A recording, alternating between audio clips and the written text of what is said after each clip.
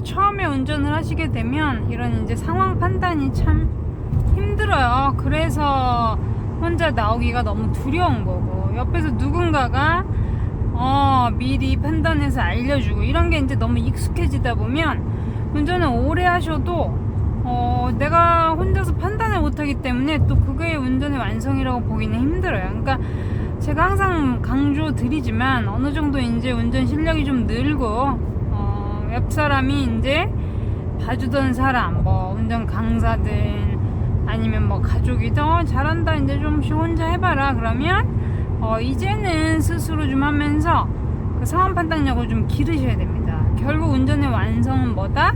상황 판단력. 아시겠어요?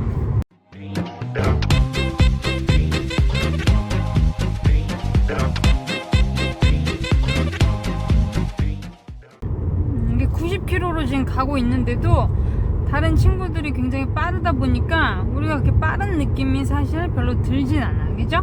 그만큼 사실 여기가 100km, 최고속도 100km면 지금 제 속도가 원래 90 정도에 맞춰서 가는 게 맞지만 실전에 또 나와보면 그렇지가 않아요. 그러니까 밀리지 않으면 막 100km, 110km, 120km 달리는 친구들이 많기 때문에 그 흐름에 어느 정도는 조금 융통성 있게 맞춰서 해주시는 게 안전할 때도 있다. 이렇게 구간 이제 카메라가 있으니까 100km라고 써있으면 뭐 110 정도까지는 사실 괜찮지만 이제 초보들은 어쨌든 써있는 속도 기준으로 맞춰서 진행하시는 게 낫겠죠. 이거 이제 조금 가면 양주 휴게소네요. 한 칸 이동을 한번 해보겠습니다. 앞차가 느리니까 악셀 떼고 들어가고, 앞차와의 차간거리는 내가 맞춰주시는 거예요. 브레이크를 살짝 쓰든 악셀을 떼든. 오른쪽 이제 양주 휴게소 옆에 이제 차가 있는데 내가 꼭 이번에 휴게소로 빠져야 돼. 그럼 내가 지금 첫 차를 보내기에는 애매해요. 첫 차 뒤로 들어가기는 애매해. 첫 차가 속도가 느리니까. 이럴 땐 내가 빨리 판단을 해서 저 친구 앞으로 들어가야 되겠죠. 내가 저 친구를 무조건 보내려고 하면 결국은 내가 휴게소로 진입을 할 수가 없는 겁니다. 내가 뭐 계속 가도 되면 저 뒤에 트럭을 보내고 뒤로 진입해도 좋지만, 지금은 그렇게 가면은 내 휴게소를 못 빠져. 그지? 그럴 때는 빨리 판단해서 흐름을 보고 속도를 내서 앞으로 치고 들어가야 되는 경우들도 있습니다.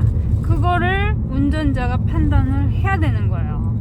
그걸 스스로 판단을 할 수 있어야 운전이 완성이 되는 겁니다. 옆에서 누가 들어가 이게 아니에요. 내가 지금 들어가야 되는지 보내야 되는지 뭐가 안전한지를 아셔야 된다는 거야. 하이패스 구간이니까 알아서 요금 정산될 거고, 요금 1,800원이 결제되었습니다. 휴게소 들어갈 때는 서로 이제 조심해야 돼요. 여기는 좀 작은 휴게소인데 주차 공간이 아마 없을 거야. 여기 휴게소 들어갔다 나갈 때 이제 어떻게 해야 되는지 알려드리려고, 뭐 휴게소 사선 주차라든가 이런 거는 저희 영상 제가 올려드린 거 많이 있습니다. 휴게소 사선 주차 차 넣고 빼는 거. 보행자 건너면 양보해주고, 그리고 앞차가 갑자기 비상등 켜고 뭐 주차를 할 수도 있고, 비상등 안 켜고 주차하는 친구, 갑자기 후진하는 친구들도 있기 때문에 항상 거리를 조금 두세요. 너무 앞차랑 바싹바싹 붙이지 말고 거리를 좀 두고, 저렇게 뒷차처럼 저렇게 바싹바싹 붙이지 말고 조금 거리 두고 가시는 게 좋습니다. 의외로 비상등 안 켜고 갑자기 자리 있으면 주차하는 친구들이 있단 말이야. 그러면 안 되지만 숄더 체크 꼭 하셔야 돼요. 미러상으로 여기 옆에서 나오는 차들은 안 보이니까. 여기 이렇게 갓길에 주차들을 많이 하네요. 여기 보통은 여기 무조건 이렇게 아무 때나 주차하는 구간은 아니죠. 갓길 주정차는 정말 돌발사항, 위급사항이 하는 건데, 의외로 주정차 금지라고 적혀 있는데도 하는 친구들이 많습니다. 휴게소에서 빠져나갈 때는 속도를 조금 많이 높여주고, 옆차가 뭐 100km면 내가 그래도 80 이상은 속도를 올리고 들어가셔야 되는 겁니다. 느린 속도로 가는 게 이런 합류 구간에서는 굉장히 위험하다, 치명적이다. 아시겠죠? 그래서 고속도로는 휴게소, 톨게이트 요금소, 그리고 램프, 진출입로 요 3개 구간 조심하시면 시내 운전보다는 그렇게 신경 쓸 게 많진 않다 그랬어. 그죠?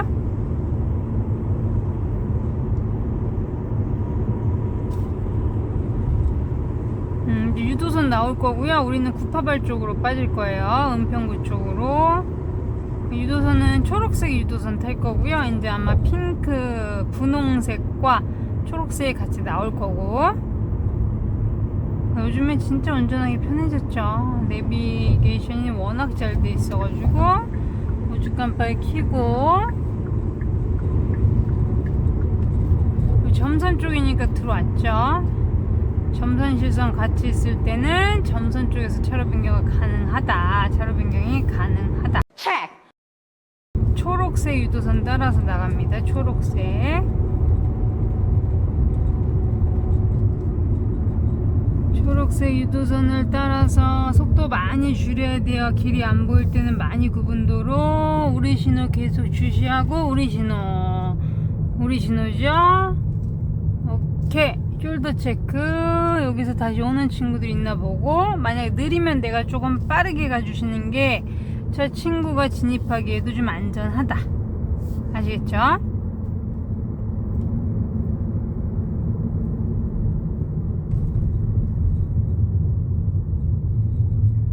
차로 감소 표시기 때문에 이 친구 당연히 들어오겠죠. 예측하셔야 되고, 우리는 지하차도 중앙차로로 갈 건 아니고요. 계속 하위차로로 가서 유턴 할 거예요. 유턴. 그런데 이제 지하차도가 있을 때는 유턴을 지하차도 위로 하는 상시 유턴, 또 고가차로가 있을 때는 고가차로 밑으로 하는 상시 유턴이 있습니다. 상시 유턴이라는 거는 비보호고요. 아무 때나 해도 되는데 당연히 앞에 차가 안 올 때 하셔야 되겠죠. 차가 안 오는지 잘 보시고 하셔야 됩니다. 그러니까 초보들은 신호를 받고 하는 게 항상 제일 편하긴 하죠. 안전하고. 내가 알아서 판단해서 가는 비보호가 사실은 제일 부담스럽고 어렵죠, 초보들한테. 여기 이제 스쿨존 대로라서 50km고요. 정지선 넘어서는 조금 빠르게 진입해주고. 여기가 이제 지하차도인데 저는 계속 직진을 할 게 아니기 때문에 유턴이나 좌회전, 우회전 할 때는 이렇게 지하차도 옆길로 빠져야 되고, 내비도 보통은 그렇게 안내를 해주죠. 빠져서 우리는 이 상시 유턴을 한번 해볼게요. 상시 유턴은 보통 유턴 표지판이 있는데 그 밑에 지시사항이 특별히 없습니다. 뭐 좌회전이라든가 보행신호시라든가 이런 어떤 지시사항이 없어요. 그래서 상시 유턴은 운전자가 알아서 판단해서 하셔야 돼요. 그래서 사고 나면 당연히 과실은 커져요. 비보호 좌회전처럼. 여기 유턴 표지판이 이제 보이기 시작했어요. 근데 유턴 표지판 밑에 그림만 있지 어떤 지시사항이 없다. 이게 바로 상시 유턴입니다. 그러면 앞에 적색이든 녹색이든 상관없어요. 맞은편에서 차가 안 올 때, 안전할 때 하시면 되는데, 지금처럼 이렇게 좌회전 차가 올 수도 있고 직진차나 우회전 차가 올 수도 있어요. 그러니까 잘 보시고 가셔야 된다. 이렇게 숄더 체크까지 해서 아무 때나 가도 되지만 완전히 보고 조금 빨리 갈게요. 좌회전차 저렇게 오는 것까지 잘 봐야지. 그냥 직진차만 보면 안 된다는 얘기야. 오른쪽. 오케이. 그래서 이게 바로 상시 유턴입니다. 여러분 잘 아시겠죠?